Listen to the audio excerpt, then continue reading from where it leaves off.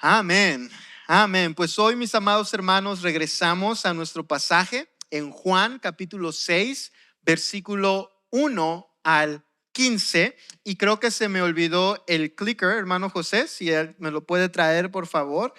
Pero quiero más que nada darles un recordatorio de lo que les dije la semana pasada. Y no sé si recuerden esta ilustración que compartí con ustedes acerca de un castillo. Los invité a imaginarse que tal vez ustedes tenían la oportunidad de viajar a Inglaterra y tenían este hermoso privilegio de ir a visitar uno de los castillos más hermosos. Pero antes de entrar, ustedes vieron afuera y dijeron: wow, se ve asombroso de afuera. Caminemos alrededor y démonos cuenta de todo lo hermoso que este castillo ofrece de afuera.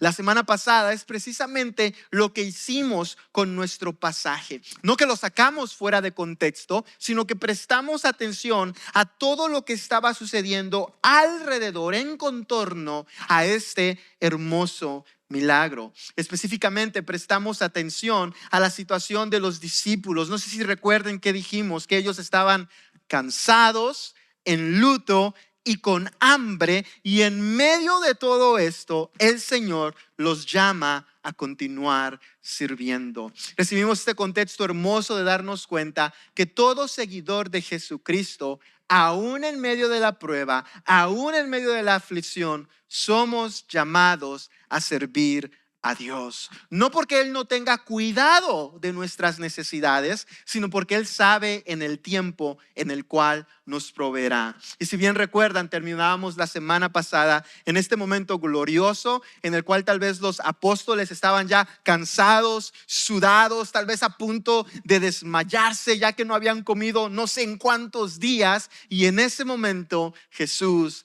les dio su provisión. Y de la misma manera el Señor provee a nosotros a su tiempo. Mas sin embargo, el día de hoy entraremos a ese castillo.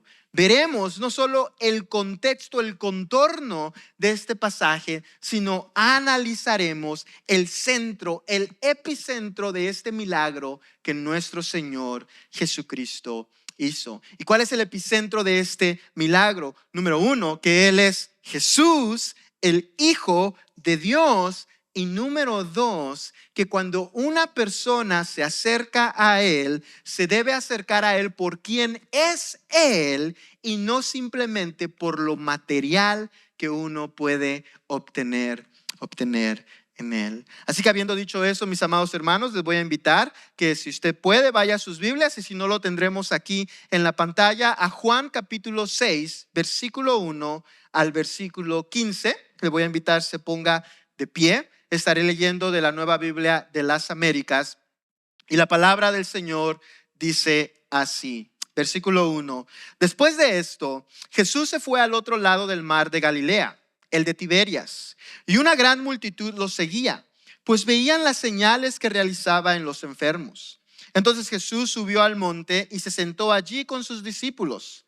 Estaba cerca la Pascua, la fiesta de los judíos.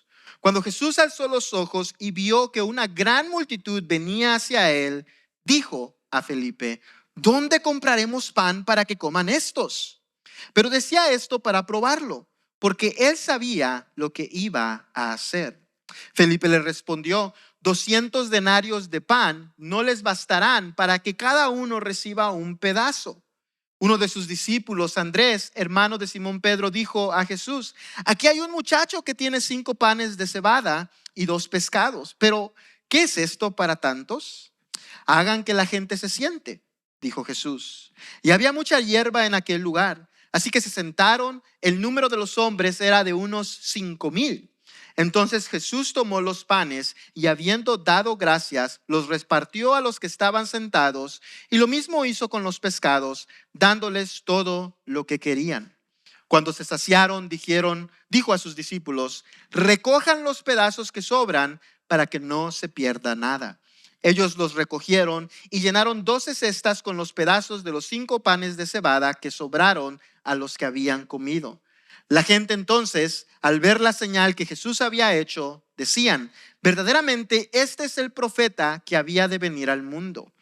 Por lo que Jesús, dándose cuenta de que iban a venir y por la fuerza a hacerle rey, se retiró él solo otra vez al monte. Vamos a orar.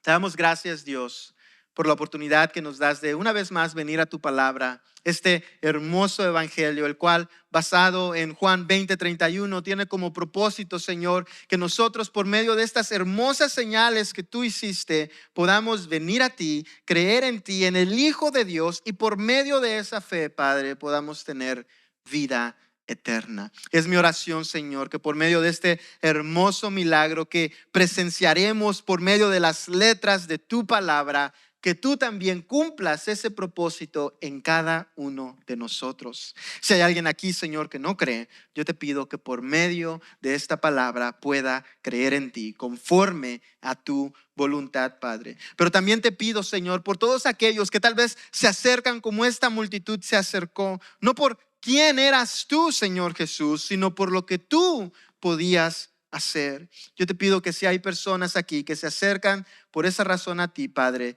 que ellos puedan entender que lo mejor es encontrarte a ti, Señor, no solamente por lo material que nos puedes dar en este mundo, sino por la hermosa realidad que nos das espiritualmente. Y es esta, el perdón de nuestros pecados y una relación restaurada con Dios eternamente y para siempre. Yo te pido que cada uno de nosotros hoy, Señor, podamos salir de este lugar sabiendo que eso es lo mejor. El milagro más grande que podemos recibir cada uno de nosotros es el perdón de nuestros pecados y una relación restaurada con Dios por medio de ti, Jesucristo. Muchas gracias. Todo esto lo oramos en el nombre de Jesús. Amén y amén. ¿Pueden tomar asiento, mis hermanos? No sé si han notado que he estado batallando un poquito con las letras. Estoy tratando unos contactos y como que se están desalineando mucho. Y cuando se desalinean es como que veo doble. Y ahí por eso a veces sale una palabra rara. Pero primeramente Dios, me voy a acostumbrar, si no voy a regresar a lentes. Aunque cuando ustedes me conocieron solo usaba contactos, pero no sé qué pasó. Pero bueno, mis amados hermanos, el día de hoy estaremos hablando de esta idea, cazadores de milagros, cazadores de milagros. Somos presentados con una multitud que seguían a Jesús a todo lugar. Y de hecho, déjenme les digo cómo sucedió esto. No sé si notaron que al comienzo de nuestro pasaje se nos dice que Jesús vio una gran multitud que lo seguía. Ahora, cuando nosotros prestamos atención a cada uno de los evangelios y ponemos la historia junta para tener el mayor del detalle, nos damos cuenta que Jesús había tomado la decisión, junto a él con sus discípulos, cruzar el mar. ¿Para qué razón? Para que ellos pudieran descansar. ¿Por qué? Porque antes de cruzar el mar, Jesús más que nada estaba haciendo milagros en la multitud. De hecho, nuestro pasaje nos dice que él estaba sanando. Y al ver la gente, las señales que estaba haciendo Jesús, cuando Jesús se sube a este barco para cruzar el mar, ¿sabe qué hace la gente? Alrededor de toda la costa se van caminando, yo me imagino corriendo para llegar del otro lado y nuevamente poder pedirle a Jesús que hiciera un milagro para ellos. Así que es por esa razón que cuando Jesús, sus discípulos ya están del otro lado, lo que sucede es que suben a este monte al que hace referencia a nuestro capítulo, porque ven a las multitudes venir y dicen: vamos al monte y ahí podremos tener un momento de privacidad. Mas sin embargo, podemos saber que eso no fue una suficiente señal para la multitud para decir: oye, está en tiempo de descanso, sino que aún así vienen y se acercan a Jesús. ¿Y por qué se acercan a Jesús? Es la pregunta para nosotros. La razón por la que se acercan a Jesús no es porque querían encontrar vida en Jesús, sino porque querían recibir más milagros. Así que, mis amados hermanos, el día de hoy aprenderemos 3 principios que desenmascaran a una persona que es cazador o cazadora de milagros. ¿Cuáles son esos principios? Bueno, lo primero que aprenderemos es que los cazadores de milagros siguen a Cristo por interés. En otras palabras, no vienen a Él porque están buscando el perdón de sus pecados, sino que vienen a Él porque ven que hay algo que pueden obtener en Él. Número 2, aún a estos cazadores de milagros, Cristo les muestra su compasión. ¿Cómo podemos saber eso? Cristo nos dice, Juan capítulo 2, verso 23 al 25, que Él conoce a todos los hombres. Él conocía la intención de esta multitud aún antes de ver lo que iban a hacer, mas sin embargo, aún así Él tuvo compasión de ellos y obró en medio de ellos de una manera asombrosa. Y número 3, los cazadores de milagros quieren a un Cristo a su medida. En otras palabras, no aceptan al verdadero Hijo de Dios que vino al mundo con un propósito, sino que ellos quieren moldearlo a su propio propósito. Y es precisamente lo que veremos que estas personas estaban haciendo. Ellos no querían al Jesús que vino a predicar el evangelio. Ellos querían al Jesús que podía darles todo lo que ellos querían. Así que a lo largo de este sermón, mi amado hermano, yo te voy a invitar que tú te hagas la siguiente pregunta y medites en ella. Y es esta: ¿sigues a Jesús por quién es Él o por lo que esperas obtener de Él? Ahora quiero clarificar un poco a qué me refiero con esto. Al decir sigues a Jesús por quién es Él, me refiero a su identidad como Salvador, o por lo que esperas obtener de Él, me refiero a lo que Él puede hacer por ti en este mundo. Cuando tú piensas en servir a Dios, cuando tú piensas en venir a la iglesia, cuando tú piensas en dedicar toda tu vida al Señor, lo haces porque sabes que Él es tu Dios, porque sabes que Él es tu Señor, porque sabes que solamente en Él hay vida, o lo haces porque hay algo que quieres obtener de Él. Cada uno de nosotros está familiarizado con ese tipo de relación. A veces algunos de nosotros lo hemos hecho. Tratemos de hacer amistad con alguien porque tiene carro y nosotros no tenemos carro. Y si somos amigos, pues nos pueden llevar a todos lados. Tratamos de acercarnos a alguien porque es doctor y nosotros no somos doctores, pero si tenemos un amigo doctor, nos puede dar todos los consejos que queramos. El hermano Medina tal vez ha experimentado eso, pero muchas veces toda relación que nosotros tenemos la hacemos porque hay algo que queremos obtener de la persona. Y es precisamente lo que estos hombres hacían. La pregunta para ti es, ¿tú haces esto de la misma manera? ¿O verdaderamente sigues a Jesús por quien es Él? Es mi esperanza, mi amado hermano y hermana, que por medio de este pasaje tú puedas conocer la respuesta a esa pregunta. Y si es la respuesta equivocada, que Dios en su gracia pueda transformar tu vida para que tú sigas a Jesús, el Salvador, el Hijo de Dios, por quien es Él y no simplemente por los caprichos que quieres que Él cumpla para ti. Así que comencemos con el punto número 1. Los cazadores de milagros siguen a Cristo por interés. ¿Por qué siguen a Cristo? Por interés. Veamos lo que nos dice el verso 6 nuevamente. El verso 1, nos dice nuevamente: después de esto, Jesús se fue al otro lado del mar de Galilea, el de Tiberias. Verso 2, y una gran multitud lo seguía, pues veían las señales que realizaba en los enfermos. Entonces tenemos este acontecimiento en el que Jesús está moviendo de un punto geográfico a otro, y las personas como una manada, como una multitud de personas, como un ejército, comienzan a seguir a Jesús aún en contra de lo que Jesús estaba tratando de hacer. Pero ellos comienzan a seguirlo. ¿Por qué razón? Porque habían visto las señales que Él hacía específicamente en los enfermos. ¿Qué estaba haciendo Jesús con los enfermos? Bueno, la palabra del Señor nos enseña que Jesús los estaba sanando.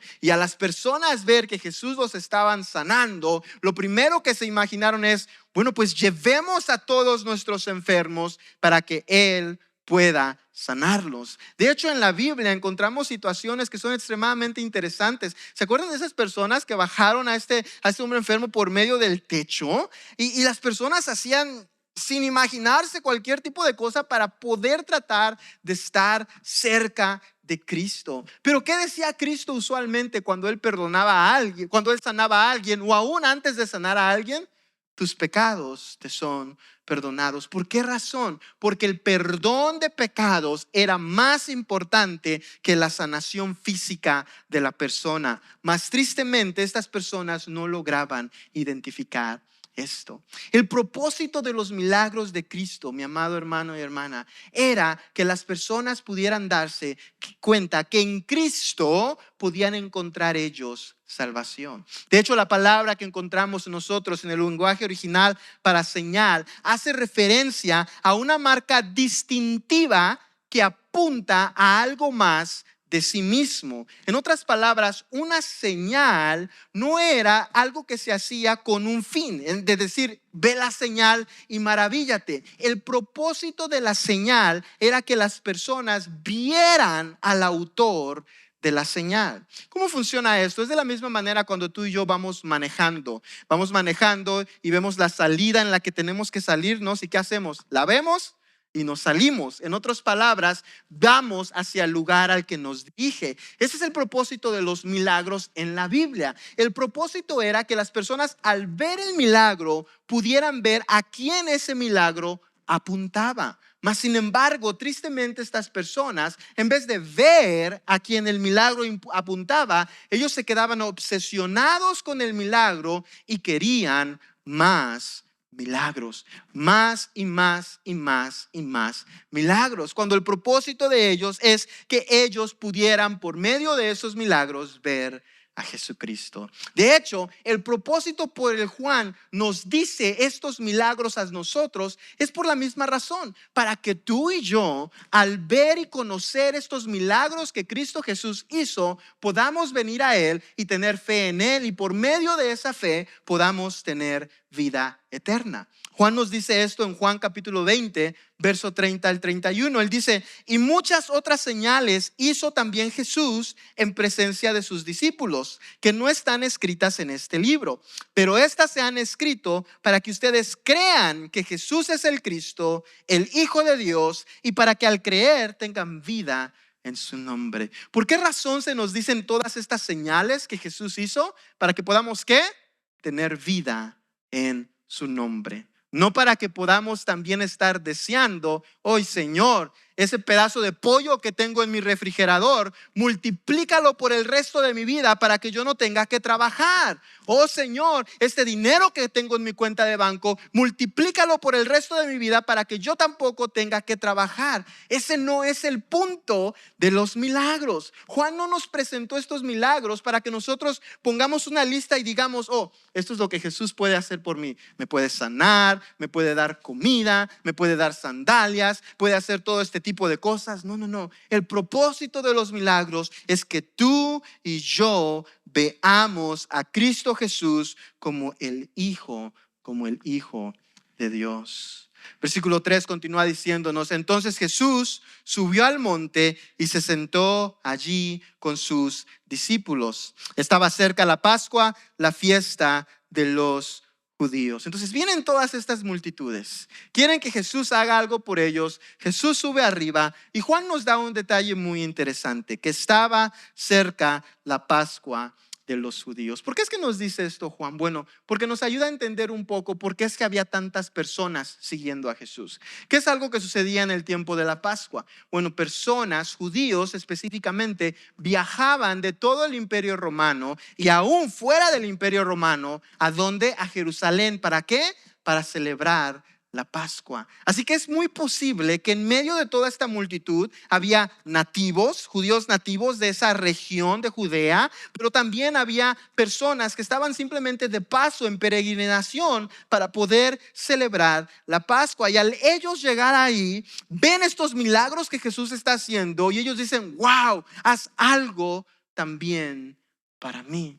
Pero aquí nos damos cuenta de un principio muy importante, mis amados hermanos, y es esto: cuando tú estás cazando simplemente milagros para tu beneficio, te pierdes de lo que verdaderamente Dios quiere darte por medio de su Hijo. ¿Por qué digo esto?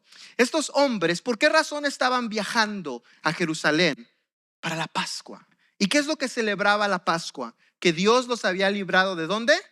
De Egipto. Veía atrás para recordar la liberación de Dios de Egipto, pero también veía hacia dónde, hacia el futuro, pensando en el tiempo cuando Dios mandaría al Mesías para que nuevamente los librara del yugo, no solamente del yugo humano, sino de la esclavitud del pecado. Era un momento, pudiéramos decir, en el que ellos tenían que estar viendo, atentos, la mano y la obra de Dios, mas sin embargo están tan consumidos por lo que ellos quieren y desean, que no pueden ver que en medio de ellos está Jesús, el Hijo de Dios, su Mesías, el cual no solamente los iba a librar de un imperio humano, sino que los libraría del imperio más grande que tenía poder en sus vidas, el imperio del pecado. Mas sin embargo, ellos no notaron eso.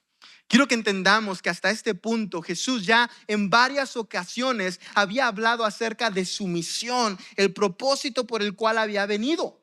Una de ellas la encontramos en Juan capítulo 2 verso 13 al 21, y es cuando Jesús da esta imagen de decir que el templo iba a ser destruido y que en 3 días iba a ¿qué? Ser levantado, y nos aclara el evangelista que Jesús había dicho esto en referencia de ¿qué?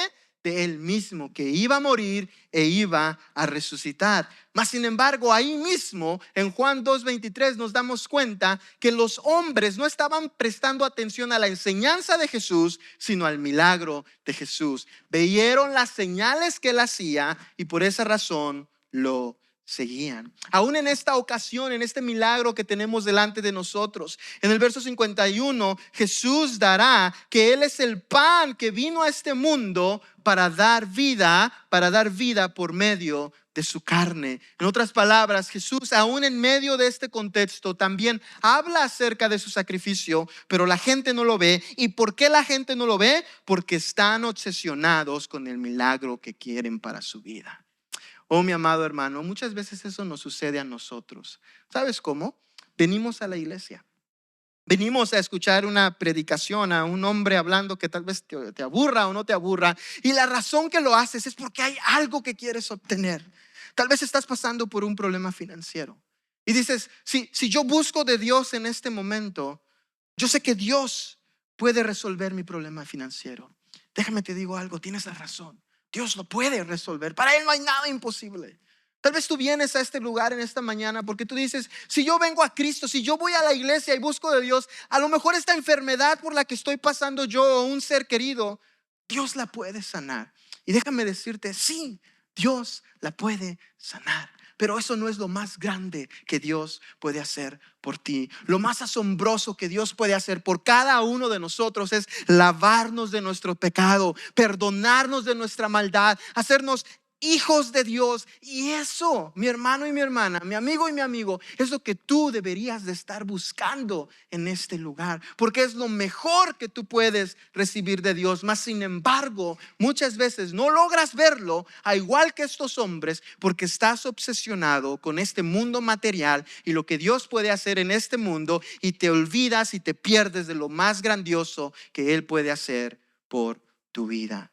Nos pasa lo mismo que a estos hombres. Nos volvemos cazadores de milagros, cazadores de la obra de Dios, cazadores de las señales, las cosas que el Señor puede hacer, y no prestamos atención a lo más importante que necesitamos, la salvación que solamente Él nos puede dar.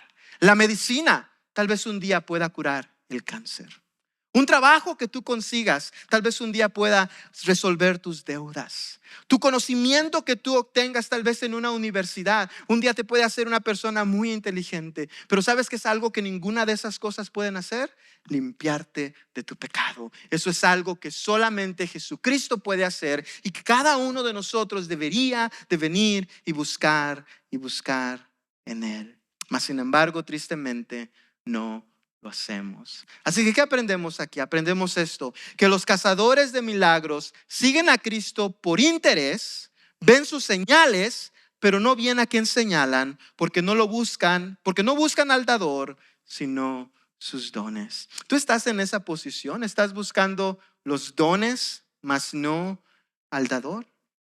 Mas sin embargo, aún a estas personas, mi amado hermano, nuestro Señor Jesucristo muestra compasión. Y este es nuestro segundo punto. Cristo muestra compasión aún a los cazadores de milagros. Veamos lo que dice el verso 5. Cuando Jesús alzó los ojos y vio que una gran multitud venía hacia él, dijo a Felipe: ¿dónde compraremos pan para que estos coman? ¿Qué hace Jesús? Alza sus ojos y ¿qué dice? Pregunta: ¿dónde compraremos para que ellos coman? Pero es importante que entendamos lo que está pasando en la mente de Jesús. Si nosotros vamos a Marcos capítulo 6 verso 34, aquí nos damos cuenta del relato, lo que Jesús estaba pensando o sintiendo en el momento que él dijo a sus discípulos esto. Marcos 6:34 nos dice: al desembarcar, él vio una gran multitud y tuvo compasión de ellos, porque eran como ovejas sin pastor, y comenzó a enseñarles muchas cosas. Quiero que notemos aquí cómo está desconectado la intención de la multitud y el propósito de Cristo. ¿A qué fue la multitud? A que lo sanaran, a ver milagros, a ver señales. Mas sin embargo, ¿por qué fue que Jesús se acercó y tuvo compasión de ellos? Porque eran como ¿qué? Como ovejas que no tienen pastor. Esta palabra compasión nos dice el texto que las entrañas de Jesús literalmente se conmovieron. Él vio a las personas, las vio tan obsesionados por lo que Jesús podía hacer por ellos, por lo terrenal que podían obtener de Cristo. ¿Y qué hizo Jesús? Se entristeció, se entristeció. Es algo que tú y yo hemos experimentado tal vez, o tal vez tú, mis hijos están chiquitos, pero tal vez en tus hijos. Te voy a invitar que pienses en esos momentos cuando ves a tus hijos bien emocionado por algo que tú sabes que no le va a traer bien. Tal vez salir en un fin de semana muy tarde, tal vez andar en una motocicleta y tú ves a tus hijos y las decisiones que están tomando y a veces sientes ¿qué? Compasión y tus entrañas se mueven. Jesús está viendo a esta multitud venir a él y no buscarlo por la razón correcta. Y lo que pasa en él es de que sus entrañas se mueven y siente compasión. Por eso el verso 10 nos dice: hagan que la gente se siente. Me estoy saltando aquellos versos del verso 6 al 9 porque los vimos la semana pasada. Pero en el verso 10 Jesús dice: hagan que la gente se siente, dijo Jesús, y había mucha hierba en aquel lugar, así que se sentaron. El número de los hombres era de unos 5,000. Verso 11. Entonces Jesús tomó los panes y habiendo dado gracias, los repartió a los que estaban sentados, y lo mismo hizo con los pescados, dándoles todo lo que querían. ¿Se dan cuenta lo que hizo Jesús por ellos? A pesar de que estos hombres vienen a Jesús con mala intención, ¿qué les da Jesús? Todo lo que querían en respecto a comida. Ellos vienen por comida y Jesús ¿qué hace? Él se las da. Ahora quiero que pensemos en un momento, porque es importante que analicemos este milagro, lo asombroso que fue. ¿De dónde salieron todos esos pescados? Sabemos que había 5 panes, 2 pescados, pero ¿cómo nos dice nuestro texto? Que Jesús lo tomó y comenzó ¿a qué?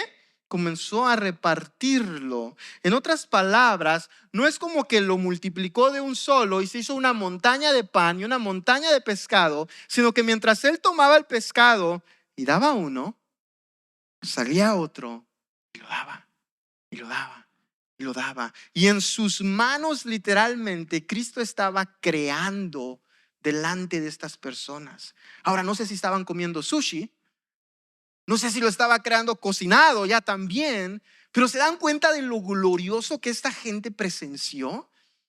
5 panes, 2 pescados, y la gente come y come y come y come. ¿Cuánto? Hasta que se saciaron. ¿Alguna vez has invitado a alguien a comer y te das cuenta que pide una cosa y después pide otra cosa y tú dices, ay, esta persona, y pide otra? Y a veces llega un momento en el que tú dices, ay, te invito al primer plato, pero ya el segundo lo pagas tú. No, Jesús no les está poniendo límite a estas personas. Literalmente están comiendo y comiendo y comiendo y comiendo. Y quiero que entendamos el contexto de la cultura de estos hombres. Estos no eran personas como tú y yo que estamos acostumbrados a comer 3 veces al día.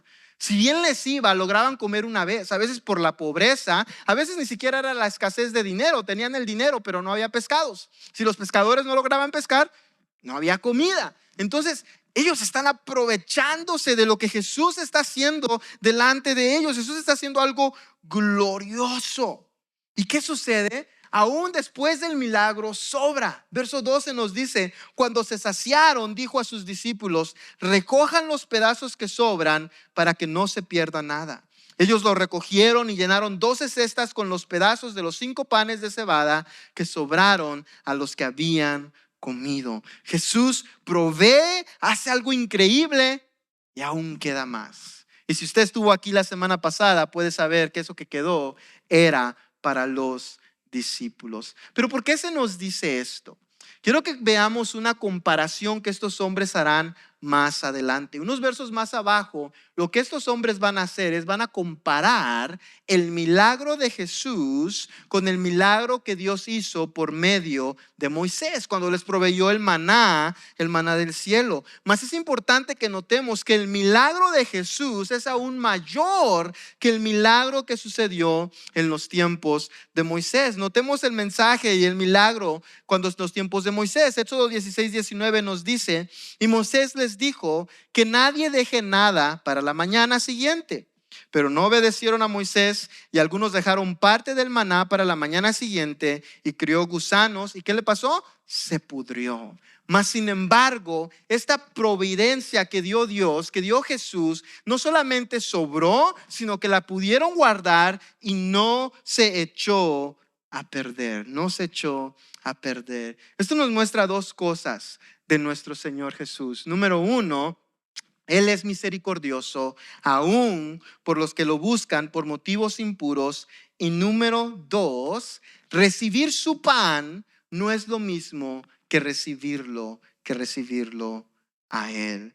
Jesús dijo en Juan 6:32, entonces Jesús les dijo, en verdad les digo que no es Moisés el que les dio el pan del cielo, sino que es mi Padre el que les da el verdadero pan del cielo, porque el pan de Dios es el que baja del cielo y da vida al mundo. En otras palabras, ¿cuál era el propósito de este milagro? Que al ver este momento en el que Jesús les proveyó pan, estos hombres pudieran ver a Jesús como el verdadero pan que viene del cielo. Mas sin embargo, estos hombres no vieron esto.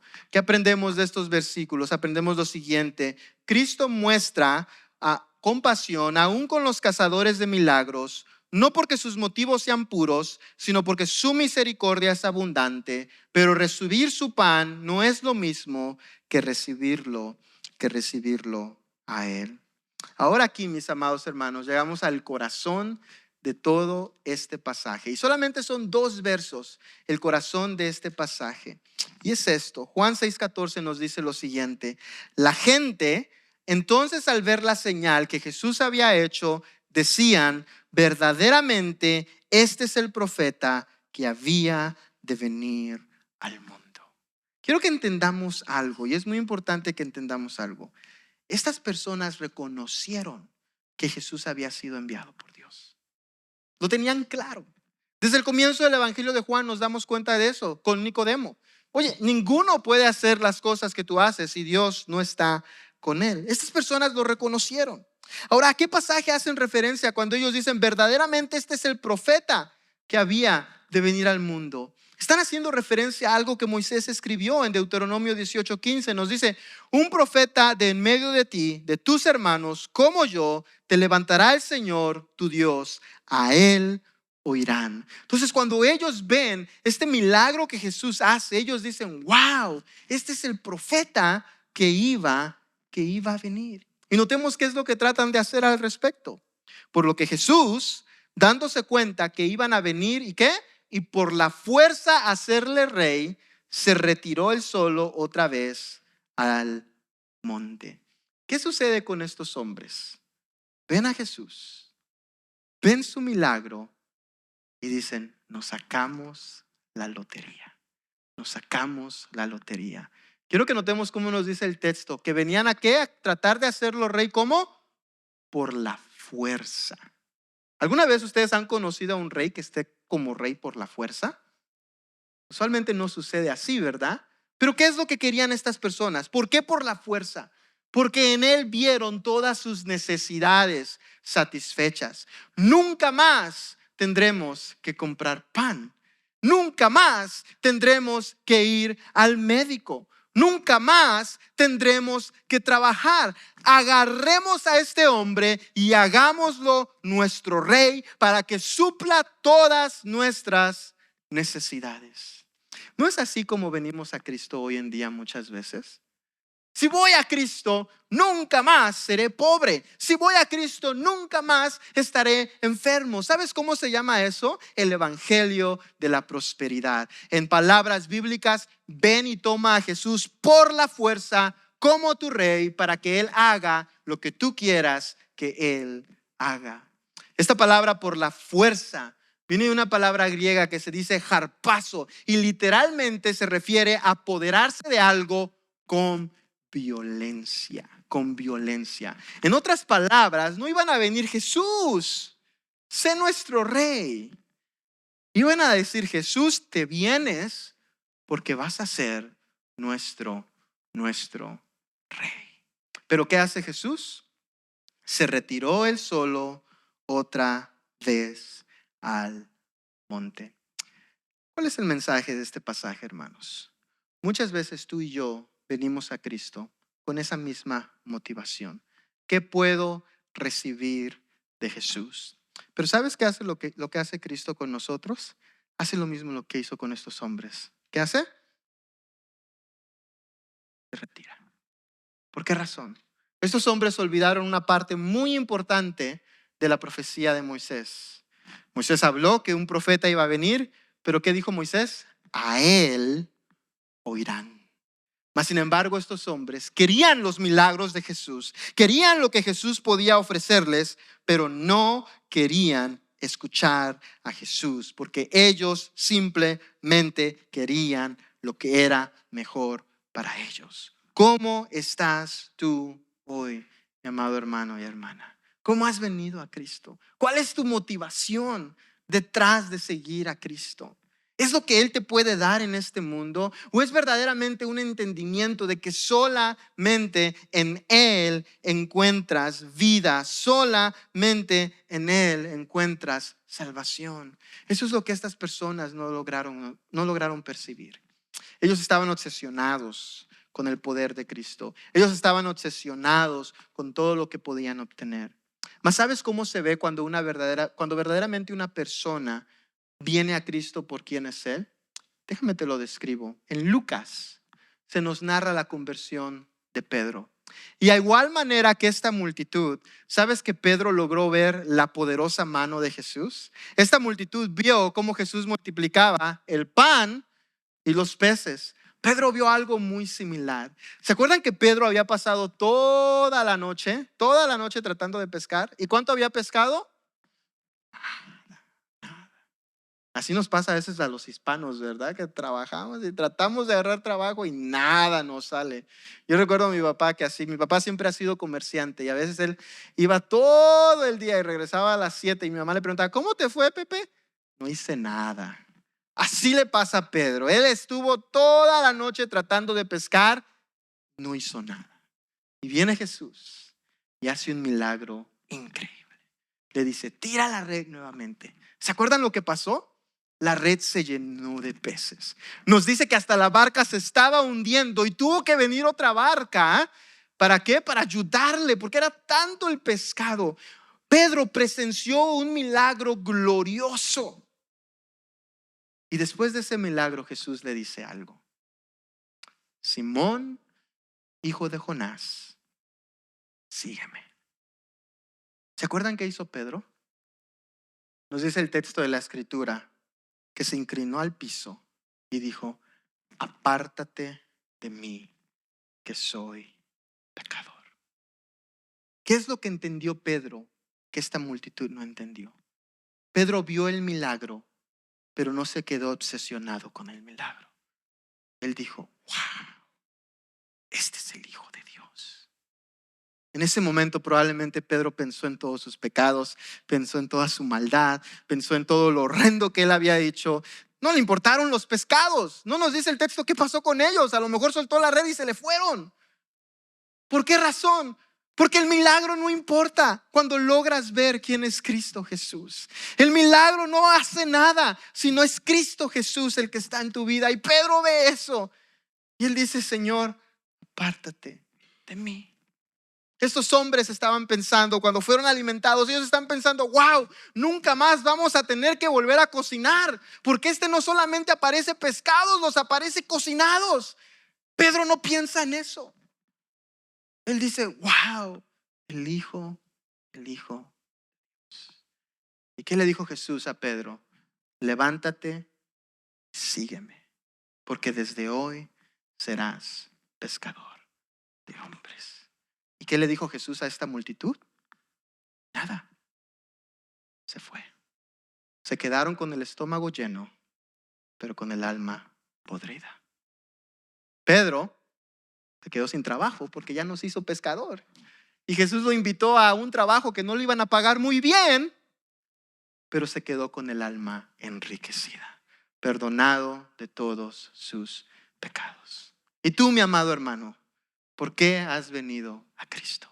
¿Por los milagros o por el perdón de pecados que Él puede ofrecerte? Ese es el principio de este pasaje, hermanos. Los cazadores de milagros quieren a un Cristo a su medida.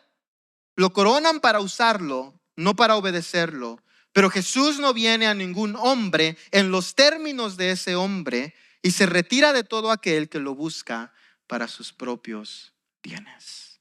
En aquel día se nos dice, y Jesús enseñando a sus discípulos en otra ocasión le decía, aquel día muchos me dirán, Señor, Señor, en tu nombre hicimos pum, pum, pum, pum, pum. ¿Y qué les dirá Jesús? Apartaos de mí, hacedores de maldad. Porque no se trata de lo que puedes obtener en este mundo, sino que se trata de lo que Jesús puede hacer en tu alma. Verso 26 de este pasaje de Juan 6. Y es muy importante que leamos esto antes de terminar. Nos damos cuenta que pasa un día, Jesús se aparta de estos hombres. ¿Y saben qué hacen? Al otro día estas multitudes vuelven a ir a perseguir a Jesús. Los mismos. ¿Por qué razón? Porque les volvió a dar hambre. ¿Pero qué les dijo Jesús en esta ocasión? Verso 26, Jesús les respondió, en verdad les digo que me buscan no porque hayan visto señales, sino porque han comido de los panes y se han saciado. Aquí va el consejo. Trabajen no por alimento que perece, sino por el alimento que permanece para vida eterna, el cual el Hijo del Hombre les dará, porque a Él es a quien el Padre Dios ha marcado con su sello. ¿Qué les dijo Jesús? ¿Cuál era el trabajo que estaban haciendo estos hombres? Seguir a Jesús. ¿Se acuerdan que caminaron todo alrededor de la costa? Eso debe haber sido cansado. A lo mejor hasta por eso tenían hambre. Llegaron con hambre después de caminar tanto. ¿Pero qué les dijo Jesús? Están trabajando por algo que perece. Trabajen por lo que no perece, por lo que permanece. ¿Y cuál es eso? La vida eterna que solamente Jesucristo puede darnos. Para reiterar la pregunta con la que comenzamos. ¿Sigues a Jesús por quién es Él o por lo que esperas obtener de Él? ¿Por qué estás aquí en este momento? ¿Qué te hizo venir? El deseo de ser sanado. Déjame te digo, es algo honroso. Esos hombres no estaban viniendo a Jesús porque querían algo malo. Querían comer. Una necesidad que todos tenemos.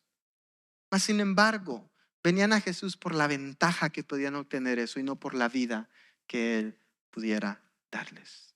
Tal vez tú en Cristo has obtenido una nueva familia. Tal vez ha hecho cosas Dios grandiosas por ti.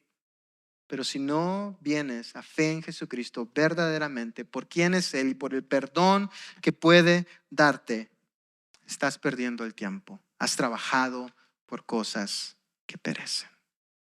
Pónganse de pie, mis amados hermanos. Vamos a orar.